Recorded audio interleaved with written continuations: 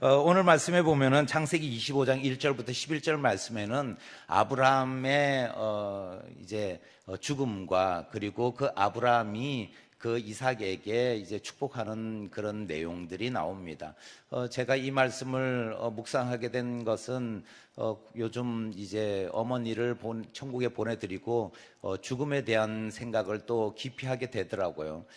주변에서 물론 제가 우리 성도님들 가정에 장례가 났을 때 함께 이제 그 장례식에 예배를 드리고 이렇게 하면서 그런 생각을 많이 하지만은 특별히 또 제가 사랑하는 어머님을 이제 천국에 보내드리고 과연 이제 천국에 가 계신 어머님과 이제는 또 다시 만나겠지만은 어머님과 이제 이별이라는 그 아픔에 대해서는 또 다른 저에게 다가오는 그런 아픔이기도 하고 그리고 그 어머님과의 그런 어떠한 생각들에 그런데 성경은 과연 우리의 죽음에 대해서는 또 어떻게 말씀하고 있는가, 그것을 생각하다 보니 아브라함의 이 죽음의 말씀이 나오는 창세기 25장 1절부터 11절 말씀을 제가 묵상하게 되었습니다. 이 말씀에 보면은 아브라함이 175세에 자기 생을 이제 마감하는 그 시점인데, 그런데 우리가 그 창세기 25장 1절 쭉 읽다 보면은 1절 말씀에 아브라함이 후처를 맞이하였으니 그의 이름은 그두라라 이렇게 말씀하고 있습니다.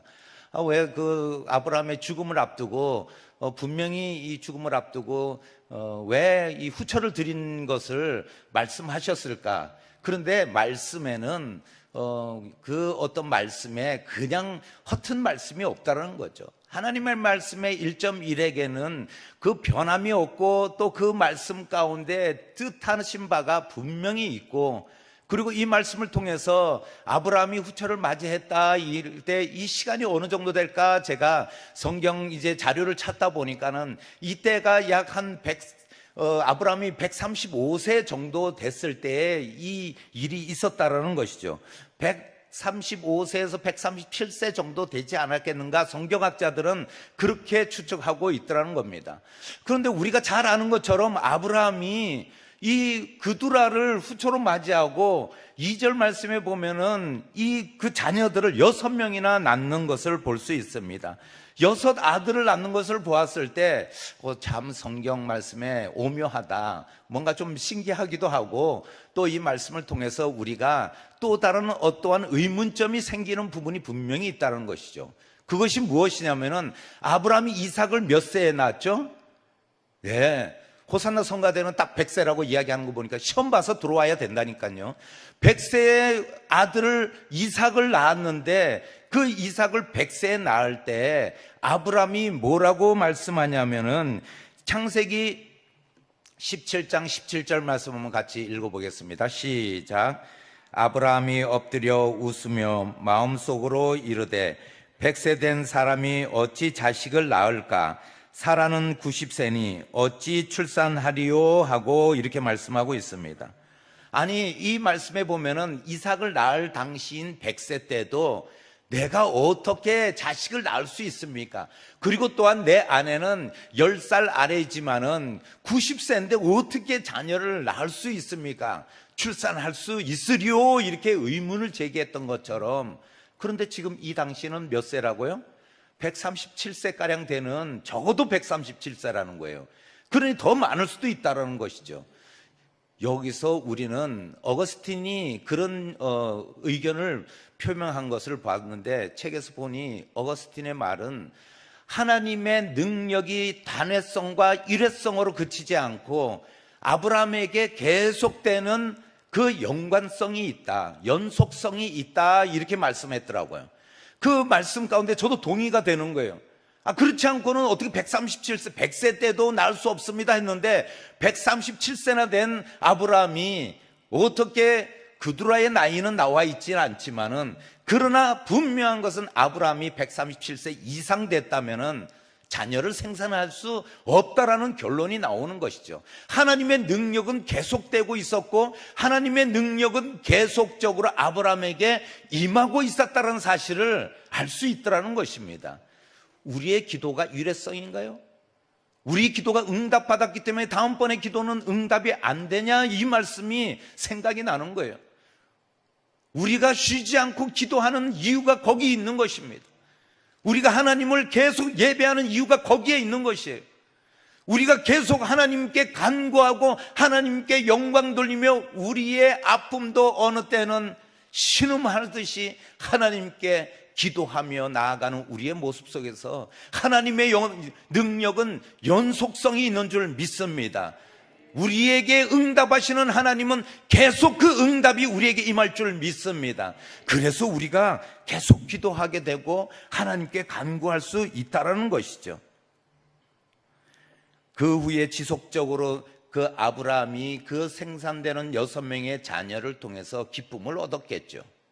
아마 노년이기 때문에 더 외롭고, 사라를 떠나보내고 나서 아브라함이 그 외로운 가운데서 또한 위로받기 위해서 그두라를 맞이했는지는 모릅니다.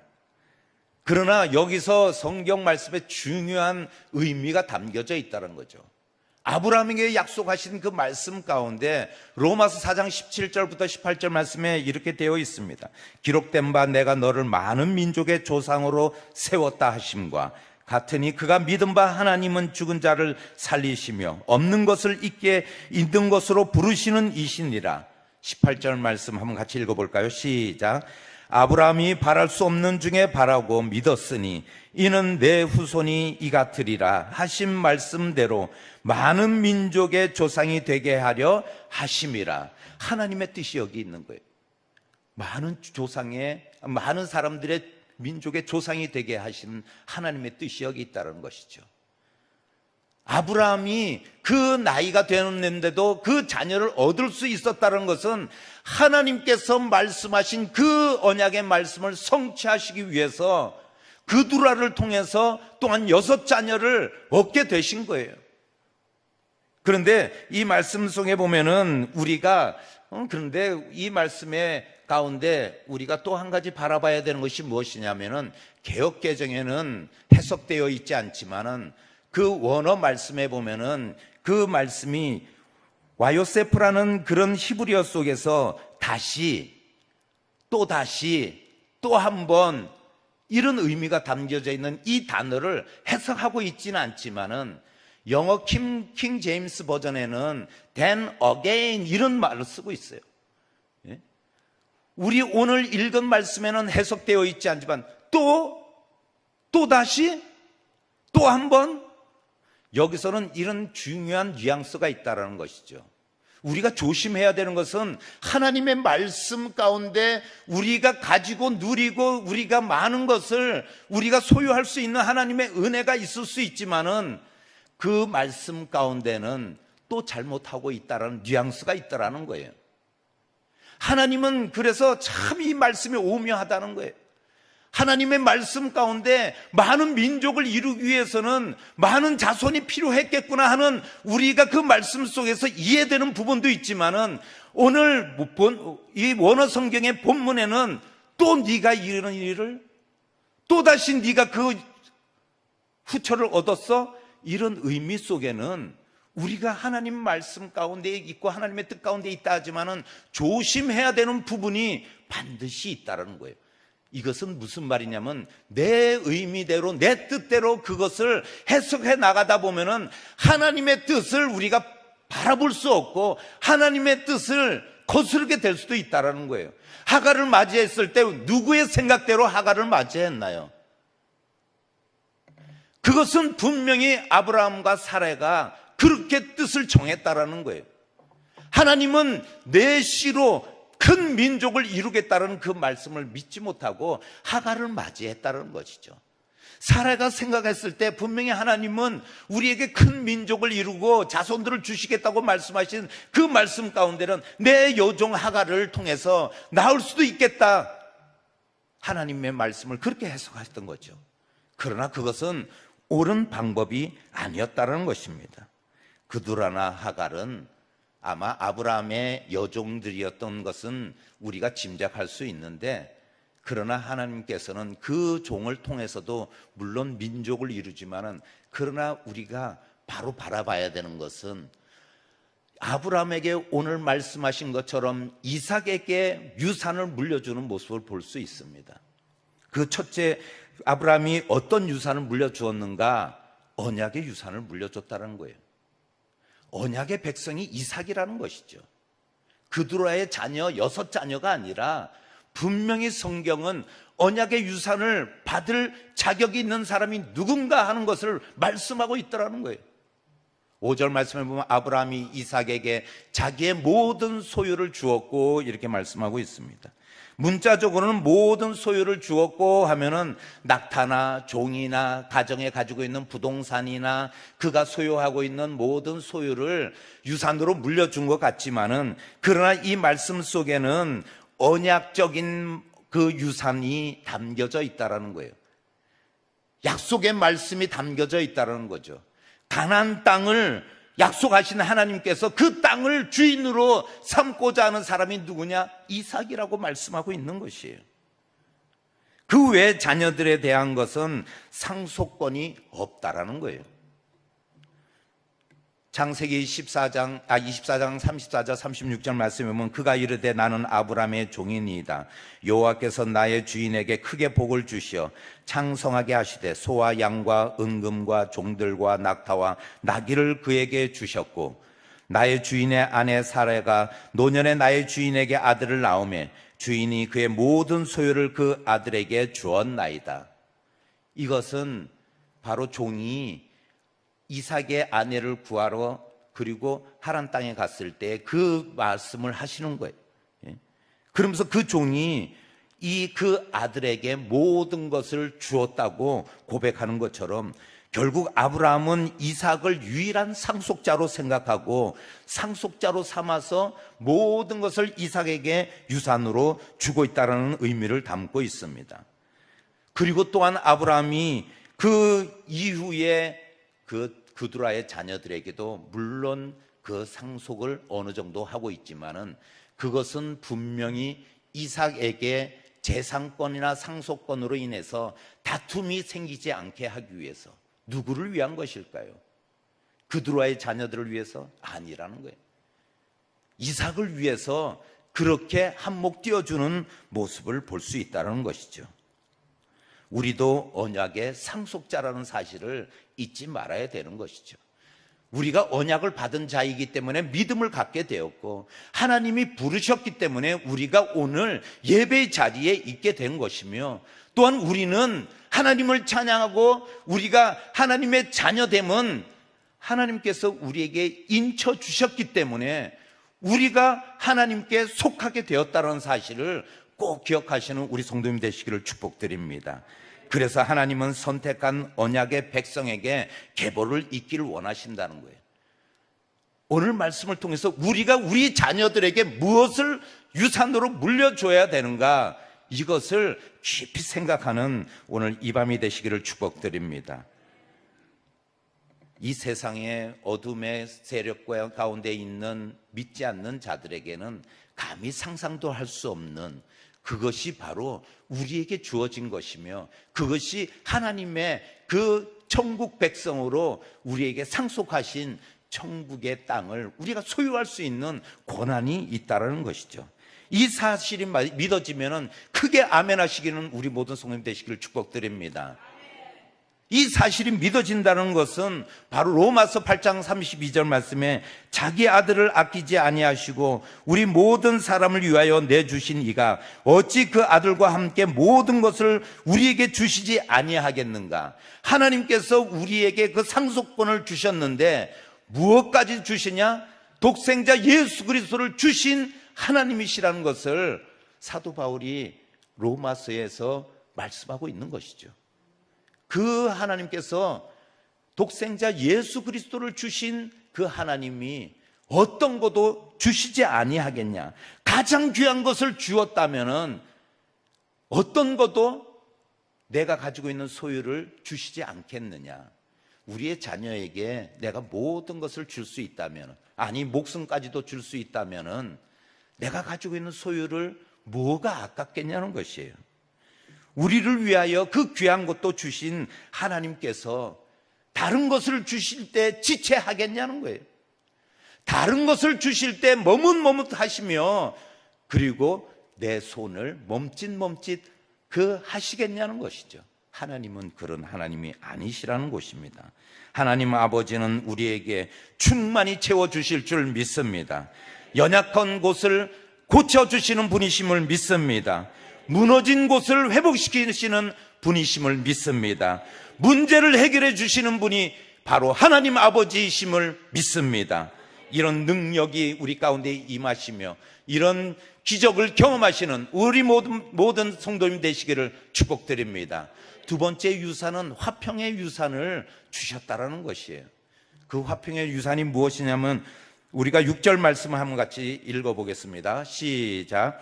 자기 서자들에게도 재산을 주어 자기 생전에 그들로 하여금 자기 아들 이삭을 떠나 동방곳 동쪽 땅으로 가게 하였더라. 6절 말씀에 아브라함이 그 서자들에게 그두라의 자녀들에게도 그 재산을 띄워주었다는 말씀을 하고 있습니다. 그런데 이 말씀 속에서 자기 아들 이삭을 떠나 동방곳 동쪽 땅으로 가게 하였더라. 왜 동쪽 땅을 가게 했을까요? 이삭과 분리라는 거예요. 이삭 곁에 두지 않겠다라는 것이죠. 이것이 바로 아브라함이 내가 죽고 나서 이삭에게 내가 화평의 유산을 물려주기 위하여 내가 취한 조치라는 거예요. 내가 생각할 때, 아브라함이 생각할 때 이삭이 나중에 다른 자녀들로 인해서 재산권이나 상속권으로 다툼이 생겼을 때 이삭이 당할 그런 고난과 그런 어려움을 미연에 방지하기 위해서 재산을 주어서 동쪽 땅으로 가게 했다라는 것이죠. 이것이 이삭에게 주었던 화평의 유산이라는 것입니다. 이 화평의 유산은 우리가 나중에 아브라함이 죽은 이후에 그 화평을 주지만은 또 한편으로 생각하면은 우리가 믿음의 사람이 죽음 앞에 놓였을 때 화평할 수 있고 우리의 마음을 안정하며 우리가 잠잠히 주님의 뜻과 그리고 우리가 다시 만나는 그 시간을 기대하며 하늘의 소망을 가질 수 있는 것이 무엇인가 했을 때 하나님이 주신 그 화평의 상속이라는 거예요. 저희 아버님 얘기를 또 해서 죄송한데 저희 아버님은 항상 바울아 부르시면서 내가 죽더라도 울지 마라, 내가 죽더라도 곡하지 마라, 늘 이런 말씀을 해요. 그리고 찬양을 해라. 그리고 함께 기쁨으로 우리가 함께 할 수 있는 그 시간을 기다리며 그리고 우리가 끝까지 믿음의 길을 걸어가야 된다. 이 말씀을 늘 하셨어요. 우리 친구들이 장례식장에 와가지고 너희 아버님 엄청 오래 앓으셨구나. 그래서 왜? 그러니까 장례식에 왔는데 모든 사람들도 그러고 네 가족들 우는 사람이 없냐? 그래서 그냥 천국 가셨으니까. 그러면서 뭐라는 줄 아세요? 우리 친구들이 지랄하고 있네, 이 얘기를 하더라고요. 그래서 제 마음 가운데 이게 지랄이 아니라 믿음이 있는 사람과 믿음 없는 사람의 차이구나 하는 걸 딱 느끼겠더라고요. 늘 그 말씀 속에서 저도 조금 이렇게 이제 그때 당시는 이제 집에서 염을 이렇게 하시니까는 오래되셨으니까는 근데 이제 염을 하는데 형님하고 저하고 이제 그분이 오시라고 하더만은 얼굴을 닦으래요. 얼굴을 이제 마지막에 이제 닦아서 그리고 이제 그 상주들이 좀 이렇게 닦으라고 그래서 이렇게 얼굴을 닦는데 저도 모르게 마음이 울컥하더라고요. 마지막 얼굴을 닦아드리는데 이제 그 모습을 볼 때 인간적으로 마음이 울컥해서 눈물이 두루루 흐르는데 그렇다고 해서 제가 뭐 통곡을 하고 막 그냥 아이고 아이고 하는 그런 마음은 생기지 않고 평안한 그 얼굴 가운데 그러면서 제 속으로 아버지 천국에서 또 만나요, 이 마음이 생기더라고요. 근데 어머님이 이번에 장례를 치르면서 제가 눈물이 아버지 때는 한 번 그렇게 눈물이 쪼르륵 흐르는데 이번에는 좀 몇 번 흐르더라고요. 그래서 제 마음 가운데 그래도 내 마음에는 아버지보다 엄마를 더 사랑했나 보다, 이 생각이 들어서 먼저 돌아가시고 천국에 계신 아버님께는 조금 미안한 마음이 있었는데 그래도 제가 이것이 왜 그럴까 이 생각할 때 아브라함이 이삭에게 물려주었던 이 화평의 상속, 화평의 유산, 이것이 바로 믿음의 사람에게는 있구나 하는 것을 깨닫게 되더라는 것이죠. 그래서 믿음의 사람의 장래에는 아이고 아이고가 아니라 찬양이 울려 퍼지고, 그리고 기도 소리가 울려 퍼지고, 그리고 함께 위로할 때 우리 천국에서 다시 만나니까는 그래 힘을 얻죠. 위로를 해줄 때, 우리 성도 간에 위로할 때 서로 끌어안고 울면서도 우리가 인간적으로는 아쉽고, 권사님, 집사님 이렇게 끌어안으면서 힘내, 이제 우리 천국에 만날 거잖아, 이렇게 위로할 때 같이 눈물은 흘리지만은 그 가운데 우리가 화평하고 우리의 마음이 평강이 있고 서로 위로하면서도 그것을 고마워하고 서로 이해하며 그리고 나가더라는 거예요. 세상에 믿지 않는 우리 친구들은 그냥 위로하면서 서로 즐겁게 찬양하는 그 모습이 이상하게 보일지 모르나 믿음의 사람들은 다르다라는 것이, 이것이 바로 화평의 상속이라는 거예요. 우리 자녀들에게도 그것을 물려줘야 돼요. 제가 가끔 이런 얘기해요. 우리 권사님들이 나는 여기 뭐 기도를 뚫지 않고 그리고 연명치료를 하지 않는 그것을 서약하고 카드를 받았어요. 그러면은 저는 그래요. 아이고 권사님 대단한 결단을 하셨네요.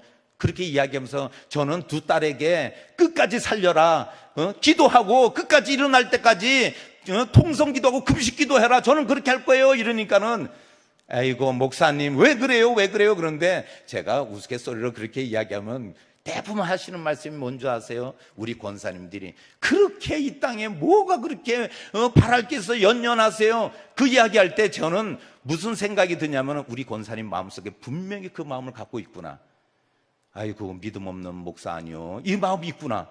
그래서 제가 다시는 이제 그 농담이라도 그런 말 하지 말아야겠다.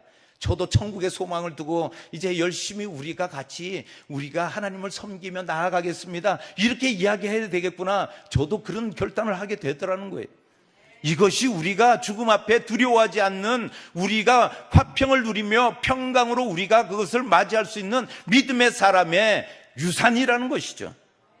늘 하나님 나라를 유업으로 상속받게 되는 우리 성도들은 날마다 하나님의 은혜를 찬양하며 감사하며 믿음이 흔들리지 않는, 그리하여 말씀으로 우리가 믿음을 지켜나가는 우리 모든 성도님이 되시기를 예수님의 이름으로 축복드립니다. 마지막으로 축복의 유산이 있다라는 것입니다. 11절 말씀에 보면 아브라함이 죽은 후에 하나님이 그의 아들 이삭에게 복을 주셨고 이삭은 부엘라 헤로이 근처에 거주하였더라, 이렇게 말씀하고 있습니다. 이 말씀 속에서 그의 아들 이렇게 하면서 이삭을 가리키고 있습니다. 그 아들이라는 것은 아브라함의 아들을 의미하고 있는 것이죠. 아브라함의 아들은 그두라의 아들 6 아들도 있고 하갈의 아들인 이스마엘도 있었습니다. 그러나 오늘 성경 말씀에 그 아들은 이삭을 가리키고 있으며 아브라함의 아들을 이삭이라고 그 말씀하고 있는 하나님의 말씀을 볼 수 있습니다. 이 말씀은 아브라함과의 연계성을 나타내는 것이죠. 아들이라고 성경이 기록한다는 것은 그가 상속자이며 그가 하나님께서 언약과 그리고 화평의 상속을 주시며 모든 것을 받을 권리가 누구에게 있느냐, 이삭에게 있다라는 것을 증명하고 있는 거예요. 하나님께서 인정한다는 거예요. 이 말씀이 바로 우리가 이삭이 그럼 그렇지, 이삭이 언약의 백성이고 하나님께서 선택하고 그리고 아브라함의 계보를 이어받는 그 아들이 이삭이지, 우리는 다 그렇게 알고 있습니다. 그것은 아브라함이 받는 그 축복이 눌러가고 흘러간다는 거예요. 민족의 아비가 되는 그 민족의 아버지로서 그 후손이 누구냐 이야기했을 때 많은 아브라함의 자손이 있지만은 이삭만이 그 혈통으로 하나님이 인정하겠다라는 말씀이 담겨져 있다는 거예요. 이것이 바로 축복이라는 것이에요. 이것이 바로 복이다, 이렇게 말씀하고 있는 거예요. 하나님의 복이 아브라함에게 임했던 그 많은 축복의 약속의 말씀이 다음 누구에게 흘러가느냐, 이삭에게 흘러간다는 거예요. 우리의 믿음과 그리고 우리가 하나님을 믿음으로 받는 하나님의 은혜와 축복이 다음 우리에게, 자녀에게 흘러갈 때 그것이 축복이 될 줄 믿습니다. 우리가 뭐 물질을 주고 뭐 부동산을 주고 뭐 이것도 좋겠죠. 저도 우리 어머님 이제 사망 신고를 하고 재산 정리를 하다 보니 그래도 없는 줄 알면서도 기대하고, 그리고 참 이렇게 막 여기저기 이제 은행이나 뭐 아니면은 부동산 그쪽에 막 알아보고 하는데 상속이 하나도 없더라고요. 제가 그러면서 상속이 하나도 없어가지고, 예? 제가 마음속으로 그냥 막 있는데 우리 이제 가족들 지난주에 같이 와가지고 예배를 드리고 가족끼리 식사를 하는데 아이고 그래도 이제 그거 사망 신고하면 뭐 재산이 있는지 좀 바울이 네가 확인을 해봐라. 그리고 이제 형님은 또 이제 교회가 바쁘셔서 뭐 그리고 또 일이 있고 그러니까 못 내려오고 하니까 네가 좀 해라 이렇게 이야기하고, 누나들도 이제 그래. 근데 저는 그때 믿음을 가진 게, 그래도 내가 똑똑하니까 시켰겠지 이런 믿음을 가지고 제가 그래 내가 할게 그렇게 했어요. 예? 이렇게 했는데 속으로는 무슨 생각이 들냐면은 어머님이 그래도 우리 자녀들 그리고 며느리 또 사위 환갑 되면은 꼭 100만 원씩 주셨는데 이놈 환갑이 아직 안 돼가지고 그냥 나하고 우리 와이프만 그거 100만 원을 못 받았네, 이런 생각이 드는 거예요. 그러고 있는데 참 하나님은 은혜로 그냥 보니까는 저기 새마을 금고에 거기 이렇게 잔고가 얼마 있습니다 이렇게 딱 온 거예요. 그러니까는 그래서 제가 우리 가족 카톡방에 잔고가 얼마 있더라 그러면 먼저 환갑 때 100만 원씩 주는 거, 어머님이 그거를 약속하고 자녀들한테 그거를 꼭 지키를 원했으니까는 너하고 그리고 네 아내는 그 100만 원씩 가져라 그럴 때 제가 감사했겠어요? 제가 거기다 뭐라고 하냐면 당연하지 이렇게 썼어요, 카톡방에. 예? 아니 그거에 당연하지, 당연히 어머님이 약속한 거고, 그런데 내가 아직 나이가 안 돼서 못 받은 것 뿐인데 그거를 뭐 생색내듯이 뭐 이렇게 가족들이 그렇게 얘기할 때, 아니 당연한 것을 그것을 무슨 감사라는 뜻으로 뭐 이렇게, 그래 뭐 네가 그렇게 가지면 좋겠다, 참 그렇게 해야지, 우리가 조금은 손해 나는 것 같지만 이러더라고요. 그래서 무슨 손해는 뭐 당연한 거지 이 생각이 드는데, 그러면서도 제 마음 가운데 그래도 나에게 이 상속을 주면서 100만 원을 받은 것도 기쁘지만은 제가 그 생각이 드는 거예요. 이 말씀을 묵상하면서 어머님이 늘 나를 위해서 기도해 주시고, 그리고 사역 열심히 해라. 전화하면은 어머니 어디 뭐 괜찮으세요? 제가 한번 갈까요? 이러면은 바쁜데 뭐하러 오냐. 열심히 성도님들 섬기고 그리고 교회에 충성해라.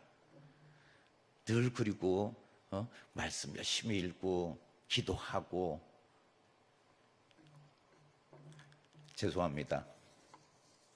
이 말씀을 이렇게 늘 하시던데 내게 가장 큰 유산이 바로 믿음의 유산이구나. 나에게 가장 축복이 아버지와 어머니로부터 물려받은 이 믿음의 유산이 내가 환갑이 안 돼서 못 받은 100만 원이 문제가 아니라 하나님 주신 그 믿음이 하나님으로부터 내려올 은혜와 축복을 기대하게 되더라는 거예요. 우리 자녀들에게 많은 것을 주고 넉넉하게 주기를 원하는 것이 부모 마음이죠. 그러나 그것이, 거기서는 아멘 나오면 안 되는데 왜 갑자기 아멘을 하세요? 그런데 사실 저는 우리 성도님들이 우리 자녀들에게 그 믿음의 유산을 좀 잘 물려주기를 바라는 마음이 생기더라고요. 저도 또한 마찬가지예요. 우리 자녀들에게 믿음을 잘 물려줘야 되겠구나. 우리 자녀들에게 이 믿음의 유산이 하나님께서 내가 어떤 것을 많이 모아서 주는 것보다 더 크고 놀라운 유산이 아니겠는가. 하나님께 받을 그 은혜가 나에게도 임하시고 나에게도 큰데 우리 자녀들에게도 그것이 내려가는 것처럼, 아브라함이 이삭에게 물려줬던 유산처럼 우리 자녀들에게 그 유산을 물려주면 얼마나 좋겠는가. 다른 거 다 떠나서 구원받을 수 있는데, 다 떠나서 우리 자녀들이 내가 나중에 또 천국에서 만날 수 있고 우리 부모님을 만나듯이 우리 자녀들도 만날 수 있는 그것이 축복 아니겠는가, 이 생각이 드는 거예요. 한번 따라해 보겠습니다. 믿음이 최고의 유산입니다. 믿음이 최고의 축복입니다. 믿음이 최고의 은혜입니다. 이런 믿음의 유산을 물려주시는 우리 모든 성도님 되시기를 축복드립니다. 이 믿음의 유산으로 우리의 자녀들이 오늘 이삭이 받은 축복, 아브라함이 죽고 나서 받은 그 축복의 유산처럼 우리의 자녀들도 이런 유산과 축복을 누리게 되며, 또한 우리의 믿음이 전수될 때 우리의 자녀들과 또한 자자손손 아브라함과 가문과 같이 그런 복된 가문과 가정과 우리의 자녀들이 될 줄 믿습니다. 이런 축복이 우리 모든 성도님들 가정과 자녀들에게 임하시기를 예수님의 이름으로 축복드립니다. 예수님의 이름으로 축복드립니다. 기도하시겠습니다. 사랑의 주님, 감사합니다. 우리가 하나님께 귀한 유산을 받았습니다. 바로 믿음의 축복을 받았습니다. 믿음의 유업을 잘 이어가게 하여 주시고, 또한 우리 자녀들 지금은 잠시 멈춰 있는 것 같고, 지금은 약한 믿음이고, 그리고 지금은 우리의 자녀들이 잠시 쉬는 것 같으나 하나님께서 우리의 믿음을 보시고 우리의 믿음의 유산이 흘러내려가게 하여 주시옵소서. 그리하여 우리만 천국 백성이 되는 것이 아니라 우리의 자녀들도 구원받게 하여 주시고 우리의 자녀들도 하나님의 은혜와 축복이 흘러가게 하여 주시옵소서. 그런 하나님의 은혜를 누리는 우리 모든 성도님들과 자녀들 되게 하여 주시옵소서. 그리고 비가 많이 옵니다. 우리의 성도님들 가정 하나님 지켜주시고 비로 인해 피해보지 않게 하여 주시고 비로 인해서 어려움 당하지 않게 하여 주시옵소서. 감사드리오며